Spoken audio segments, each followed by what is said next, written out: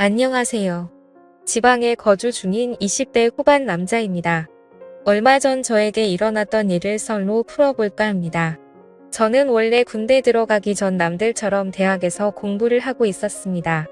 남자들은 대학 다니다가 군대를 가게 되면 대부분 1학년까지 마치고 가든지 아니면 2학년 1학기까지 하고 가잖아요. 근데 저는 그렇게 했다간 제대 후에 다시 공부하려면 힘들 것 같아서 미룰 수 있을 만큼 많이 미뤘습니다. 그러다가 시시했던 여자친구와 헤어지게 되었고 이런저런 말들이 많이 나왔어요. 하지만 근거 없는 낭설에 불과해서 처음에는 공부에만 집중하려고 신경도 안 썼는데 그게 화근이었던 건지 학교에 다니기 힘든 상황까지 가게 되어 3학년 2학기에 이도 저도 아닌 상태로 도피성으로 군대에 입대를 하게 되었습니다. 일반 보직으로 가려다가 친구들이 꿀보직인 운전병으로 가라고 하길래 어차피 일종 면허도 있으니 운전병으로 지원해서 군 생활을 보냈어요.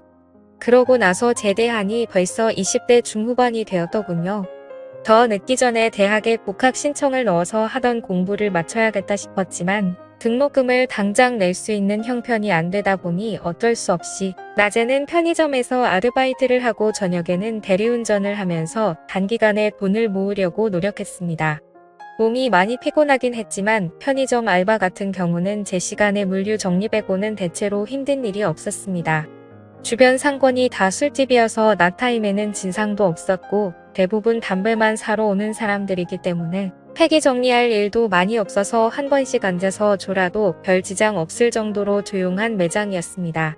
그리고 원래 대리운전 말고 저녁에도 레스토랑이나 카페 같은 곳에서 알바를 하려고 했었는데 생각해보니 운전도 할 줄 알고 운전병으로 있었던 걸 써먹고 싶기도 해서 친구들에게 물어보니 대리운전을 하라고 해서 하게 됐습니다. 막상 해보니 꽤 수입이 쏠쏠하더라고요. 평균적으로 시간당 4콜 정도 잡는데 1콜당 15,000원 정도 가져가다 보니 하루 평균 10만 원은 기본으로 챙겨갔습니다. 대신 가끔 진상들이 아이도 어린데 딴 거 한다면서 너 같은 애들 때문에 나라 경제가 이 모양이다 등의 시비를 걸어서 그런 걸 참는 게 힘들었지만 그 외에는 다 할만했습니다. 아들 같다면서 고생한다고 팁 주시는 분들도 계셨고 삶에 대한 좋은 말씀을 해주시는 분들도 계셨으니까요. 그리고 먼 곳으로 떨어져도 어플 사용해서 콜 나오면 저희 집 앞까지 1,500원에서 3,500원만 주면 데려다 줘서 괜찮았습니다. 그렇게 등록금을 위해 밤낮 없이 열심히 돈을 벌고 있던 와중에 한 사모님을 만나게 되었습니다. 그날도 어김없이 콜을 받고 손님이 계신 곳으로 갔습니다. 앞에 도착하니 기품이 있어 보이는 아줌마가 딱 서서 기다리고 계시더라고요.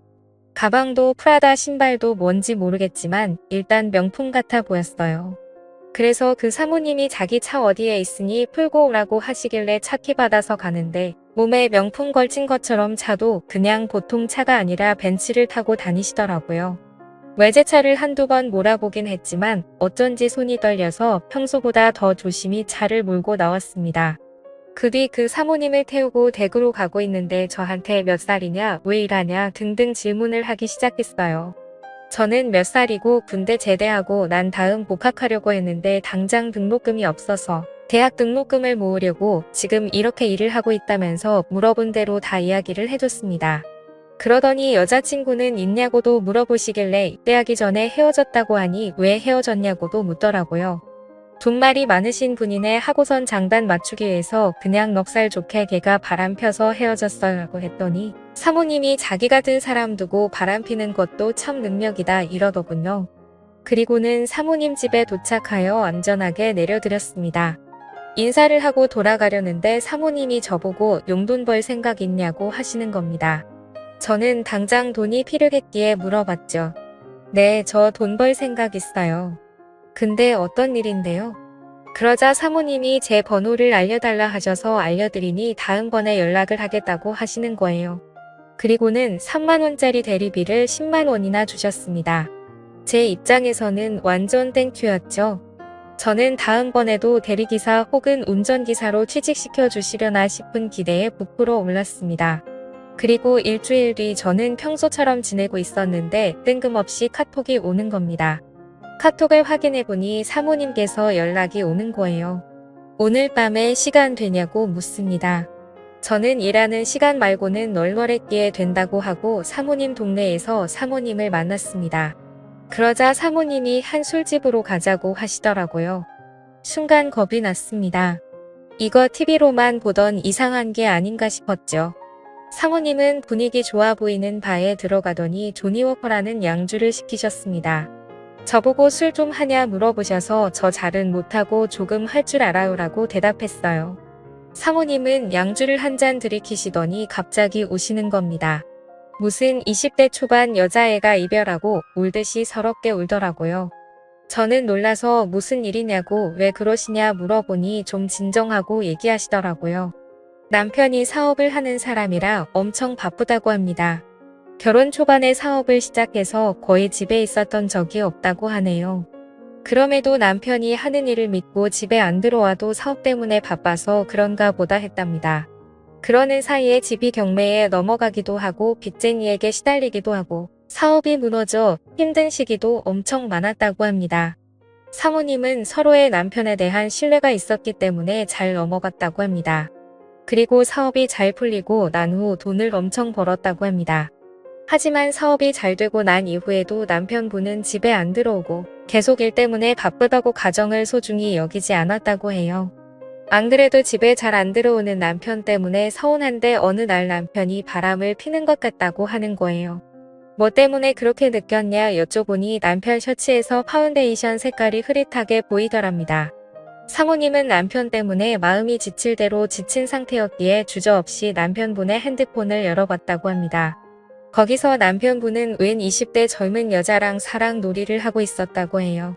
만나서 데이트하고 명품백과 옷도 사주고 그 사실을 확인한 지 얼마 안 됐다고 하십니다. 그러곤 저한테 얘기 들어줘서 고맙다고 30만 원을 주시더라고요. 자기는 그냥 자신이랑 아무 관계없는 타인에게 자기 속내를 좀 털어놓고 싶었다고 합니다. 남편 얼굴에 먹칠하기 싫어서 주위에 힘든 티도 못 내고 그냥 한참 어린 저한테 소개하기를 하고 싶다고 하시네요. 제가 또 들으면서 리액션이 좋습니다. 사모님 힘든 마음에 같이 공감해드리고 사모님 편을 많이 들어줬죠. 저는 그냥 얘기만 들어드리고 30만 원을 받았습니다. 얘기한 시간도 한 1시간 30분 정도 얼마 안 걸렸어요. 시급으로 약 10만 원이나 되는 금액을 이렇게 받으니 진짜 행복했습니다. 간만에 먹고 싶은 것도 먹고 신발도 괜찮은 걸로 하나 샀어요. 그리고는 한 일주일 뒤에 또 연락이 오셨습니다.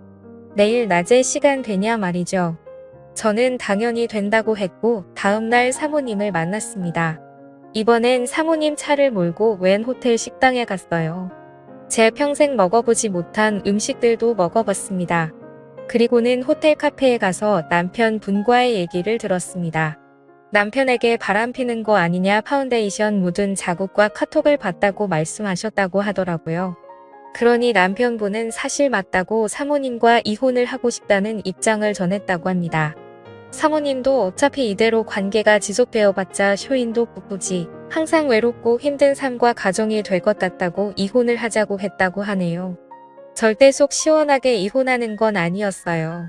정말 가슴 한편에 구멍이 난 것처럼 허탈하고 지쳐 보이는 모습이셨습니다. 그나마 남편의 사업이 사모님의 뒷받침이 있었기 때문에 가능한 일이었기에 또 남편분의 바람으로 인한 이혼이기에 위자료로 어마어마한 금액을 받는다고 하더라고요. 그리고 저한테 그동안 얘기 들어줘서 고맙다며 300만 원을 주시는 겁니다. 저는 너무 많다고 그냥 저는 사모님 얘기 들어드린 것뿐인데 300만 원이나 받아도 되냐고 여쭤봤습니다. 사실 당연히 너무 받고 싶었고 체면 차리기로 여쭤봤어요. 그러니 사모님은 제가 얘기 들어준 게 힘든 요즘에 가장 큰 위로였다며 정말 받아주면 좋겠다고 하시더라고요.